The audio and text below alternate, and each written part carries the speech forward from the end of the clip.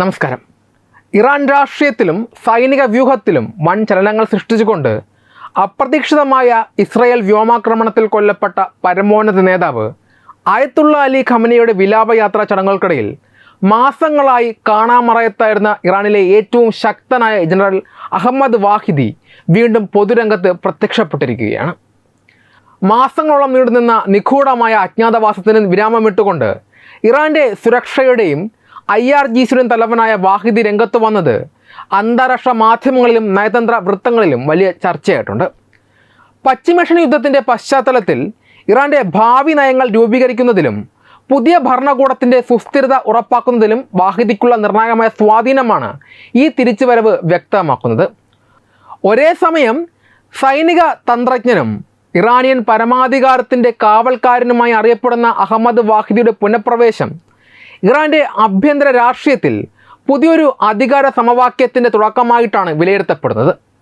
ടെഹ്റാനിൽ വെള്ളിയാഴ്ച ആരംഭിച്ച അലി ഖമനേയുടെ ബഹുദിന വിലാപയാത്രയ്ക്ക് മുന്നോടിയായി നടന്ന ഉയർന്ന തലത്തിലുള്ള യോഗങ്ങളിലാണ് ജനറൽ അഹമ്മദ് വാഹിദി പങ്കെടുത്തത്. തുടർന്ന് വ്യാഴാഴ്ച രാത്രി ടെഹ്റാനിലെ ഖമനേയുടെ മുൻ വസതിക്ക് സമീപം നടന്ന തീവ്രമായ പ്രാർത്ഥനാ ചടങ്ങുകളിൽ അന്തരിച്ച നേതാവിൻ്റെ ഭൗതിക ശരീരം അടങ്ങിയ പെട്ടിക്ക് തൊട്ടരികിൽ അയാൾ ഇരിക്കുന്ന ചിത്രങ്ങൾ ഇറാൻ്റെ ഔദ്യോഗിക മാധ്യമങ്ങൾ തന്നെ പുറത്തുവിട്ടു. കഴിഞ്ഞ ഫെബ്രുവരി 8 ശേഷം, അതായത് ഇറാൻ ഇസ്രയേൽ യുദ്ധത്തിൻ്റെ പ്രാരംഭഘട്ടങ്ങൾക്ക് ആഴ്ചകൾക്ക് മുൻപ് മുതൽ വാഹിദിയെ പൊതുവേദികളിൽ ഒരിടത്തും കണ്ടിരുന്നില്ല. അതുകൊണ്ട് തന്നെ അയാൾ കൊല്ലപ്പെടുകയോ അല്ലെങ്കിൽ സുരക്ഷിത താവളത്തിലേക്ക് മാറ്റപ്പെടുകയോ ചെയ്തു എന്ന തരത്തിലുള്ള ഊഹാപോഹങ്ങൾ ശക്തമായിരുന്നു. ഈ സാഹചര്യത്തിലാണ് രാജ്യം അതിൻ്റെ ചരിത്രത്തിലെ ഏറ്റവും വലിയ പ്രതിസന്ധിയിലൂടെ കടന്നു പോകുമ്പോൾ തന്ത്രപ്രധാനമായ തീരുമാനങ്ങൾ എടുക്കാൻ അയാൾ വീണ്ടും മുൻനിരയിലേക്ക് എത്തിയിരിക്കുന്നത്. അമേരിക്കയുമായും മറ്റ് പാശ്ചാത്യ ശക്തികളുമായും സ്ഥിരമായ ഒരു സമാധാന ചർച്ചയ്ക്കുള്ള സാധ്യതകൾ ആരായുന്നതിൽ ഇറാൻ്റെ കടുത്ത നിലപാടുകൾ രൂപീകരിക്കുന്നതിനും പിന്നിൽ പ്രവർത്തിക്കുന്നത് അഹമ്മദ് വാഹിദിയാണെന്ന് അന്താരാഷ്ട്ര നിരീക്ഷകർ സാക്ഷ്യപ്പെടുത്തുന്നു. ഫെബ്രുവരി 28 ഇസ്രയേൽ നടത്തിയ ശക്തമായ വ്യോമാക്രമണത്തിലാണ് പരമോന്നത നേതാവ് ആയത്തുള്ള അലി ഖമനേയും അയാളുടെ കുടുംബത്തിലെ ചില അംഗങ്ങളും കൊല്ലപ്പെടുന്നത്. ഈ ആക്രമണത്തിൽ പരിക്കേൽക്കുകയും നിലവിൽ രഹസ്യ താവളത്തിൽ കഴിയുകയും ചെയ്യുന്ന ഇറാൻ്റെ പുതിയ പരമോന്നത നേതാവ് ആയത്തുള്ള മുസ്തഫ ഖമനേയുമായി നേരിട്ട് ബന്ധമുള്ള വിരലിൽ എണ്ണാവുന്ന ഉന്നത നേതാക്കളുടെ കൂട്ടത്തിലാണ് ജനറൽ വാഹിദിയുടെ സ്ഥാനം. ഇറാൻ്റെ പുതിയ ഭരണ നേതൃത്വത്തെ സുരക്ഷിതമായി മുന്നോട്ട് നയിക്കുന്നതിലും സൈന്യത്തിനുള്ളിലെ ഭിന്നതകൾ പരിഹരിക്കുന്നതിലും ഇയാൾ വഹിക്കുന്ന പങ്ക് വളരെ വലുതാണ്. ടെഹ്റാനിലെ ഖമനേയുടെ കോമ്പൗണ്ടിൽ നടന്ന വിലാപ ചടങ്ങുകളിൽ മുൻ യുദ്ധങ്ങളിൽ ജീവൻ നഷ്ടപ്പെട്ടവരുടെ കുടുംബാംഗങ്ങൾ ഉൾപ്പെടെയുള്ള കറുത്ത വസ്ത്രം ധരിച്ച ആയിരക്കണക്കിന് ആളുകളാണ് പങ്കെടുത്തത്. ചുവന്ന ടുലിപ്പ് പൂക്കളും പേപ്പർ ചിത്രശലഭങ്ങളും കൊണ്ട് അലങ്കരിച്ച വേദിയിലായിരുന്നു ഖമനേയുടെ ഭൗതിക ശരീരം സൂക്ഷിച്ചിരുന്നത്. ഇറാഖിലെ കർബലയിലുള്ള ഇമാം ഹുസൈൻ മസ്ജിദിൻ്റെ സ്വർണ്ണ തഴുകക്കൂടത്തിന് മുകളിൽ പറന്നിരുന്ന യാ ഹുസൈൻ എന്ന വെളുത്ത അക്ഷരങ്ങളാൽ ആലേഖനം ചെയ്ത ചുവന്ന പതാക കൊണ്ടാണ് ഖമനേയുടെ ശവപ്പെട്ടി മൂടിയിരിക്കുന്നത്. ഷിയ മുസ്ലിം വിശ്വാസപ്രകാരം അന്യായമായി കൊല്ലപ്പെട്ടവരുടെ രക്തത്തെയും അതിനുള്ള പ്രതികാരത്തെയുമാണ് ഈ ചുവന്ന പതാക പ്രതീകപ്പെടുത്തുന്നത്.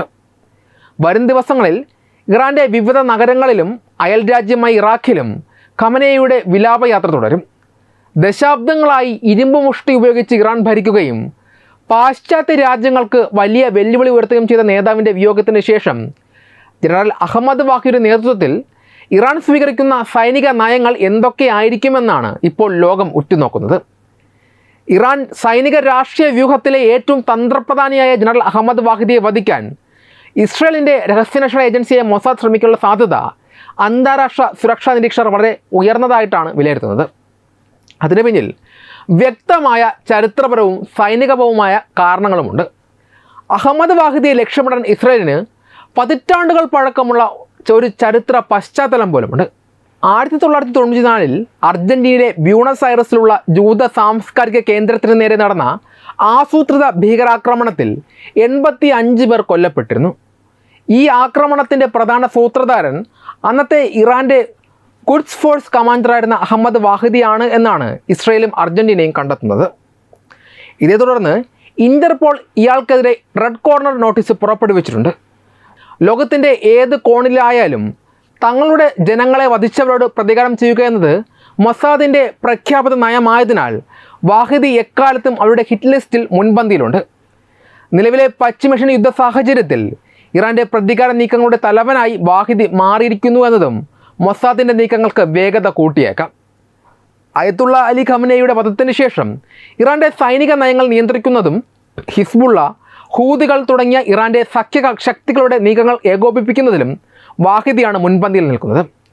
ഇറാൻ്റെ കമാൻഡ് ഘടനയെയും തിരിച്ചടി ശേഷിയും തളർത്താൻ അതിൻ്റെ തലച്ചോറായി പ്രവർത്തിക്കുന്ന വാഹിദി ഇല്ലാതാക്കുക എന്നത് ഇസ്രായേലിൻ്റെ നിലവിലെ സൈനിക താൽപ്പര്യമാണ്.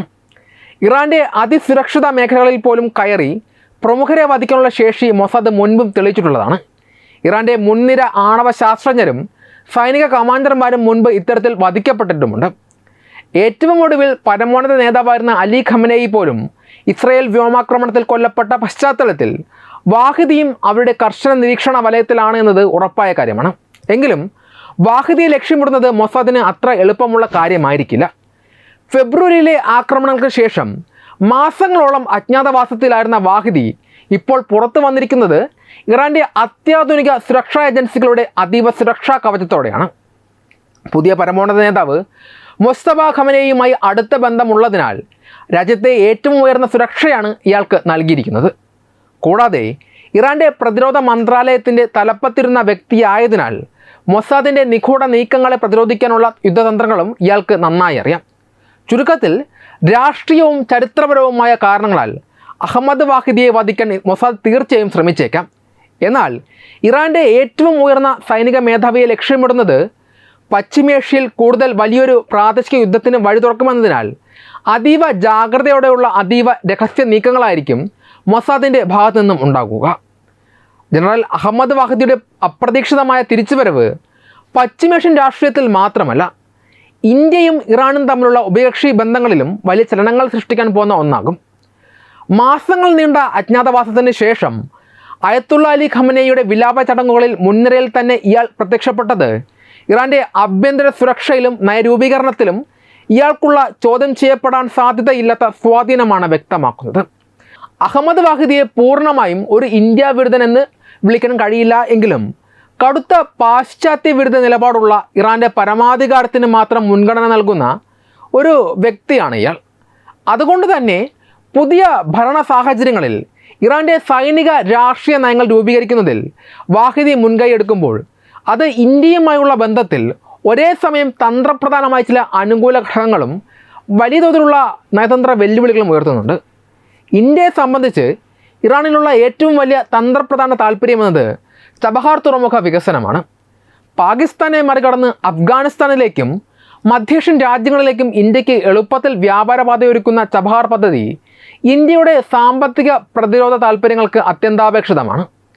മുമ്പ് ഇറാൻ്റെ പ്രതിരോധ മന്ത്രിയായും ആഭ്യന്തര മന്ത്രിയായും സേവനമനുഷ്ഠിച്ചിട്ടുള്ള അഹമ്മദ് വാഹിദി പ്രായോഗിക രാഷ്ട്രീയത്തിൻ്റെ വക്താവ് കൂടിയാണ്.